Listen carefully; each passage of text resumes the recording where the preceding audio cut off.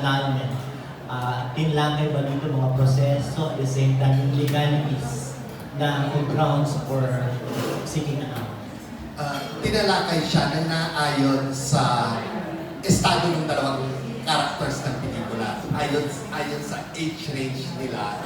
Tapos sa point of view ng mga kaibigan niya at ng mga magulang. Pero nasa age range. Kasi kung magpapaanan 50 years old, ibang point of view rin yun. So hanggang dun sa perspective nila. Yes, na-discuss ang proseso. Yes, na-discuss ang meron isang courtroom scene.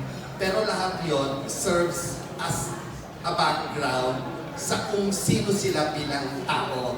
Kasi nag-uugat yan sa sino si Gary bilang si Gary at si Sherwin. What brought them together?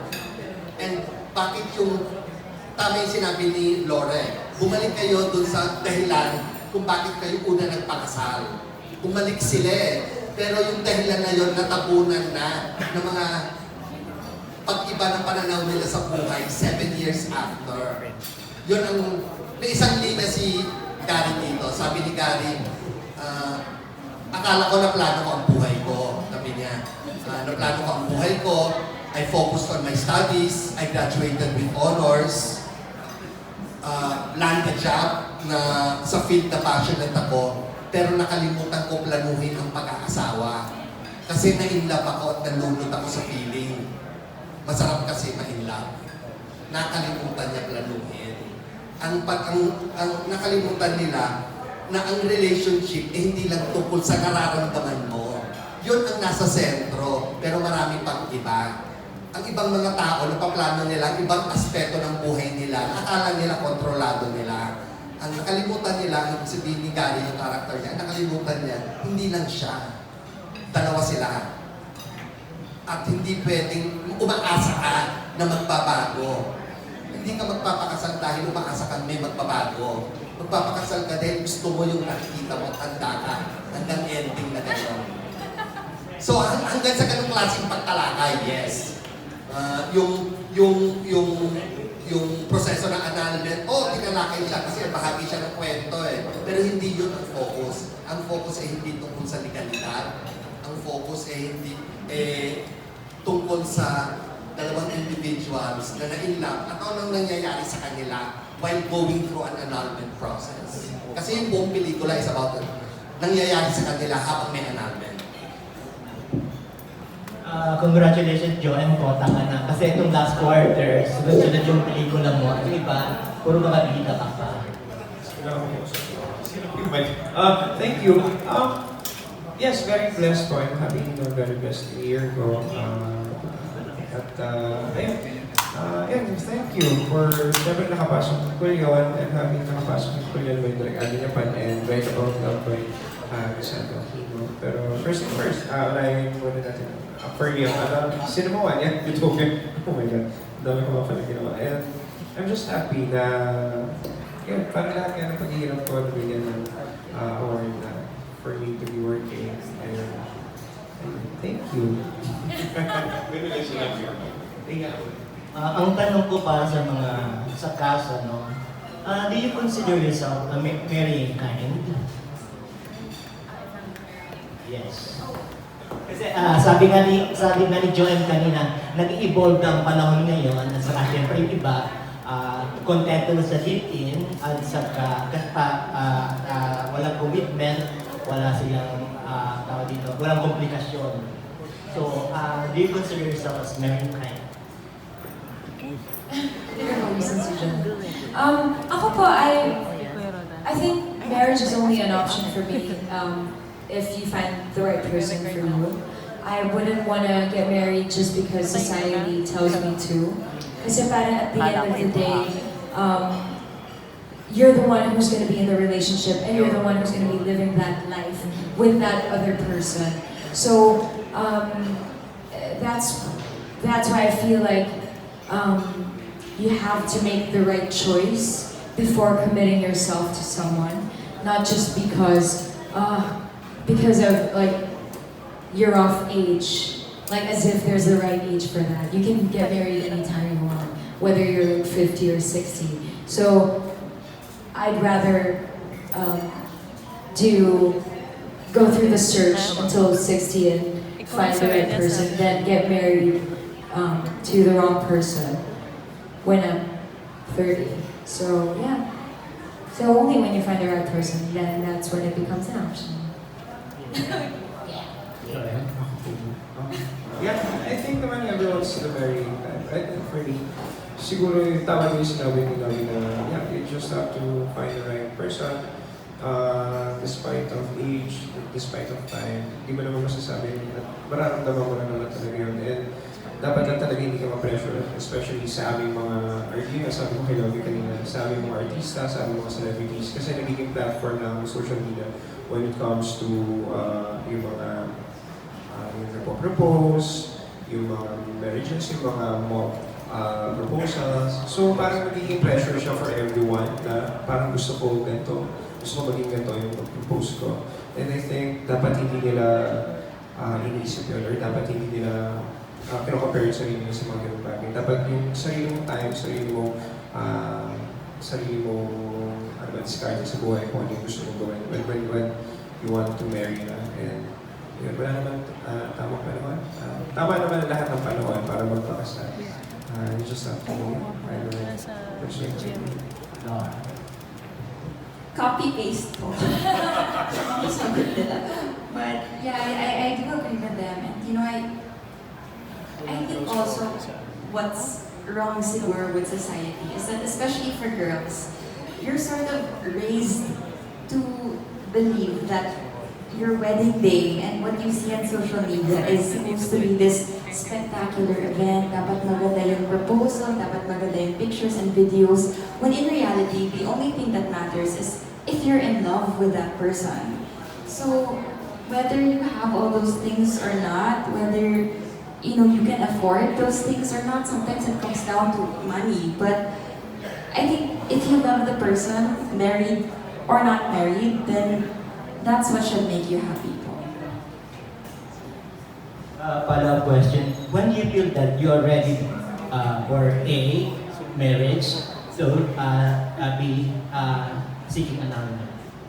When am I ready for marriage? What's it? A, the first one is marriage, the second one is annulment. Parang Q&A sa school. Okay.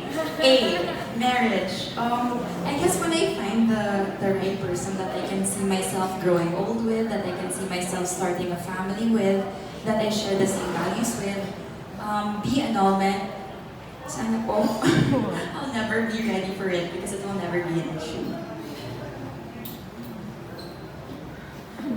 Thank you, candidate number 1. Kay Joem naman. Ano ko sasabihin dito? Yes, copy-paste na ito na ako sa akin. Pero B, for marriage, yes, pag tama yun, tama. Magiging ready na. And I guess, yes, B, annulment as much as possible.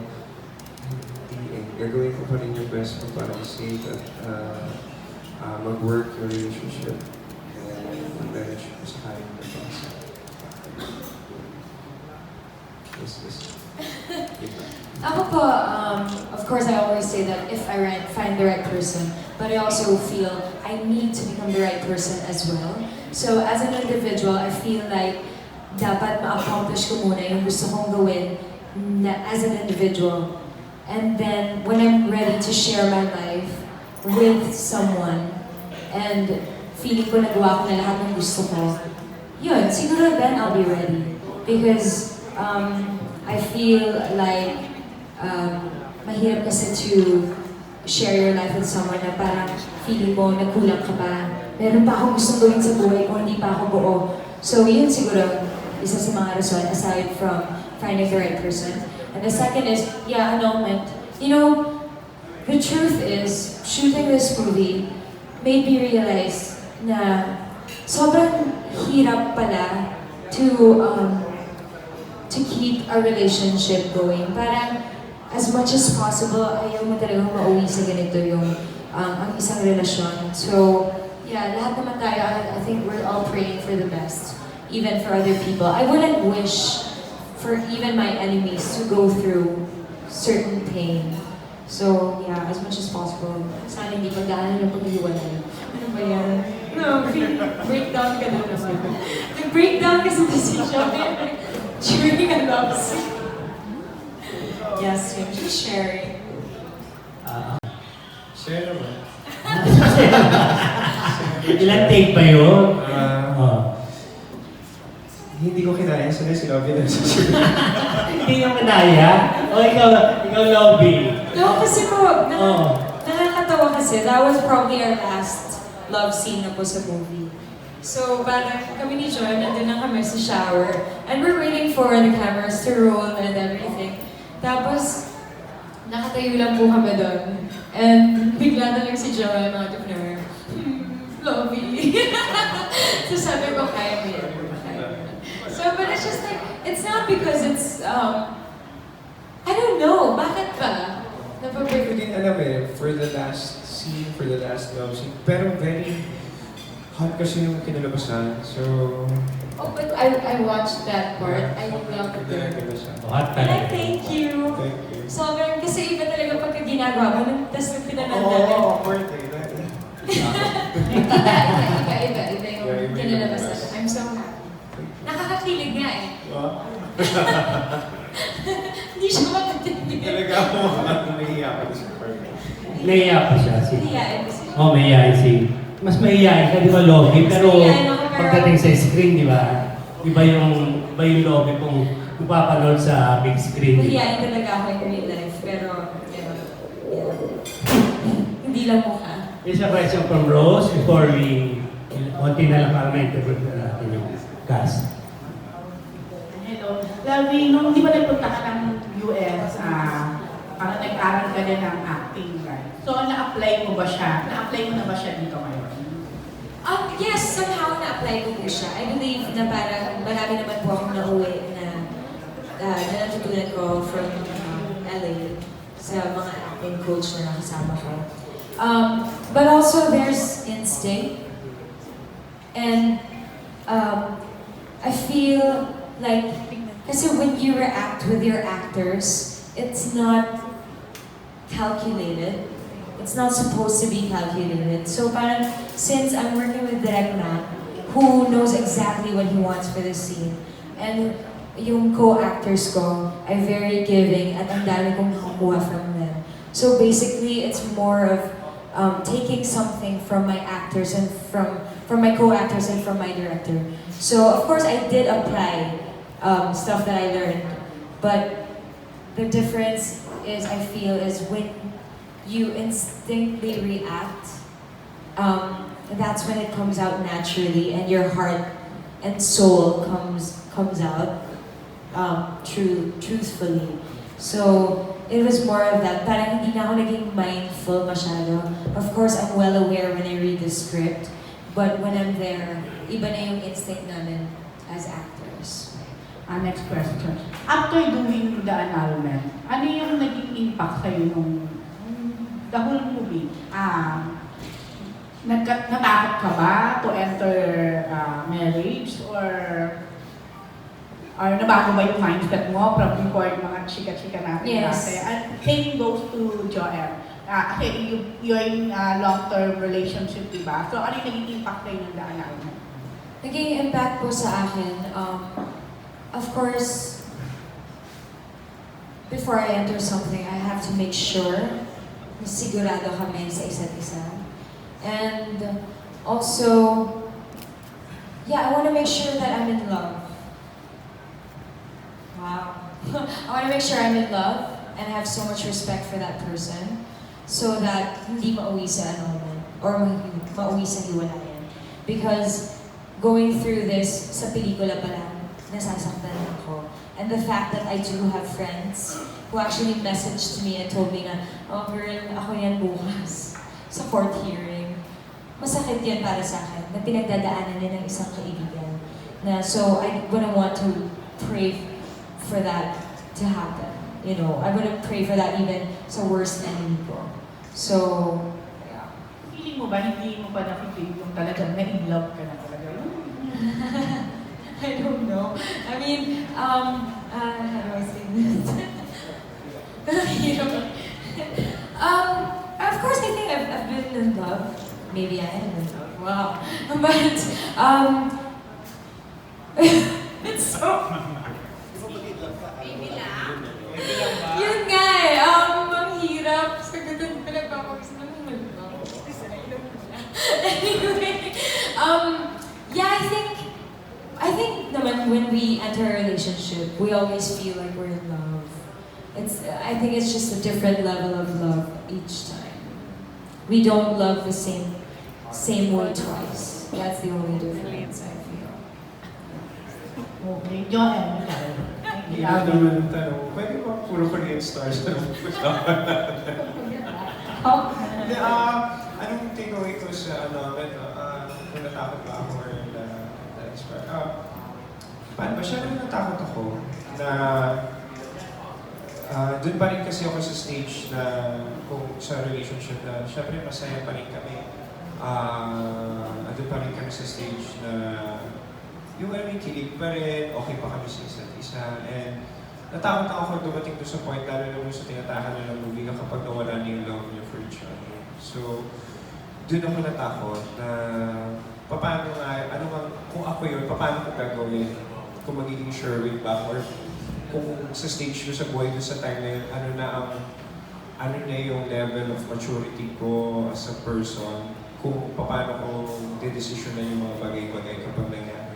So, yun yung parang kinakatakot ko na parang this is the reality that I have to face sa hinaharap sa future ko na hindi natin may iwasan yung mga bagay na ganito. And I guess with the same sa takot ko, nagkaroon ako din ng hope na parang kung pwede mo pa siya ipaglaban or kung mangyari man ang mangyayari ang mga hindi mo inaasahan, lalo na kung yung mga adult talaga kayo, I guess you really have to make it para sa inyong dalawa na magkaroon kayo ng respeto na natitira para at least kung mangyari man nga yun, may hope pa rin kayo para sa isa't isa. Yun yung gusto din namin ipakita sa movie na hindi at the end of the annulment, hindi pa rin siya yung ending ng mundo para sa inyong dalawa. Siguro ending talaga yung relationship niya, pero sa individual, siguro baka pwede pa kayo mag-rooming, baka in the near future, baka pwede pa kayo magsama. So, yun, hindi naman natin masasabi sa panahon. Yun lang ang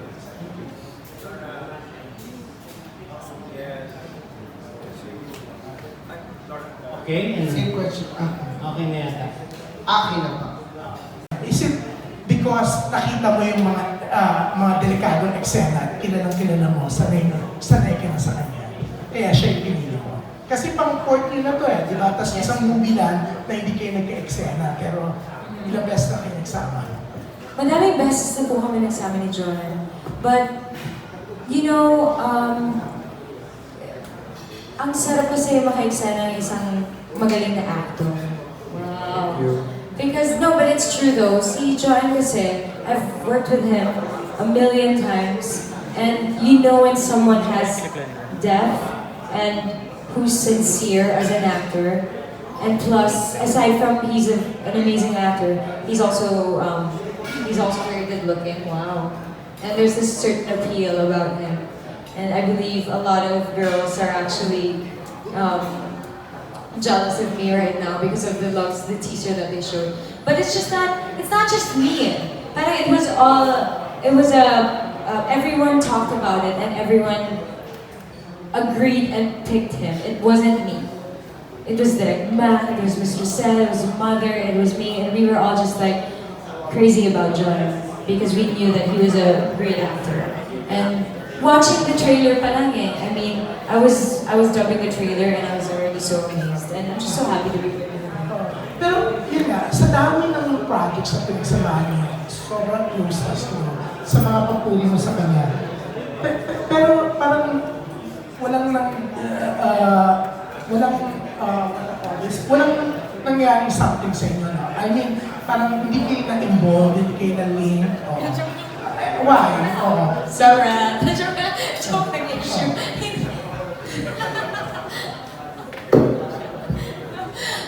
Wala po. Ano lang kami, talagang we're really close friends kasi since... Ano ba? Yeah, kasi nung nag-start kami with kay Tito Leo, kasi the first film ni Lovi, would be panahon na when direct Paolo Medellina, ang first partner ni Lovi would be, parang nagsistart lang din ako sa Mediacon. So, yung mga first work, and yun, after that, naging friends, White House, and everything. So, paano, sabi ko sinabi, okay lang, sabi ko, ayun, I'm just happy na we're working together nga na yung as friends, tapos nakikita namin yung sarili namin na nagpa-mature kami towards hindi lang sa work, kundi as a person, as ourselves.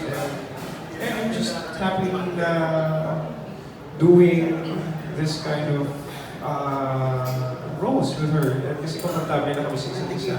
Yun na, yung nga sinasabi ng direct back, sobrang we feel honored about it na tinext niya kami na nakita niya yung pelikula na sobrang galing yung dalawa. Sabi ko kasi yun, siguro maganda talaga yung tandem siguro namin tatlo na magkakasama kami. Nagkakaintindihan kasi kami talaga tatlo yung direct back and Lovi. And sobrang komportable kasi kami ni Lovi with each other. So, sobrang saya lang talaga. So, the annulment, syempre, nakikita yung mga eksena nyo, yung gulo nyo bilang mag-asawa sa pelikula, di ba? Ito, isa rin sa reasons kung bakit, di ba, living ka with your girlfriend? Tama ba rin? So, eto, kaya mas gusto mo rin yung live-in muna para makita nyo kung talagang okay kayo before kayo nagpakasal. Siguro yung chances may pagkakataon na tumira kami mag-isama kasi talagang kailangan lang namin talaga yung panahon na yun. So may mga bagay kami na hindi namin maiwasan na kaya kailangan namin magsama ng dalawa at tumira sa isang bahay, sa isang kwarto. Pero for me, it depends on the couple kung gusto nila magsama or kung gusto nila magkahiwalay at nakikita pa rin from time to time. So it depends pa rin sa couple kung ano yung dapat set up na for each other. And I guess, yeah, minsan gano'n eh. Minsan kasi walang time, taping. So parang kahit magsama kayo sa bahay, minsan pag nag-work ako lagi, parang hindi kami magkasama. So we think the most out of quality time na meron kami kahit magsama kami or Yeah, what about you now? Ano gusto mo set up? Magpakasal ka agad or mag-live-in? Kasi yung iba, sinasabi nila it's better mag-live-in para pag nakita nung hindi talaga kayo swap, hindi kayo mahirapan kasi it's so hard din yung annulment, di ba? Painan pala, sobrang mahal mo, hindi daming pinagdadaanan. Actually, it really depends because depende po rin, like sabi ko ni Joem, depende po yan sa couple. Ako, I'm very open-minded naman when it comes to these things because I do believe that it would be nice to actually learn a lot more about each other. There's nothing wrong with that. Of course, there are other people who can be a bit more conventional and conservative, and that's okay too. It's not a problem. It's really a choice of the people around you too as well. Siyempre, the people around you or the person you're with actually. So, either way, it's good. You get benefit from both choices. So siguro yung when you live together, you know more about each other. And then if you don't live together, you get excited to start living together. So may benefit po yun yung dalawang situation. So either way is good for me po.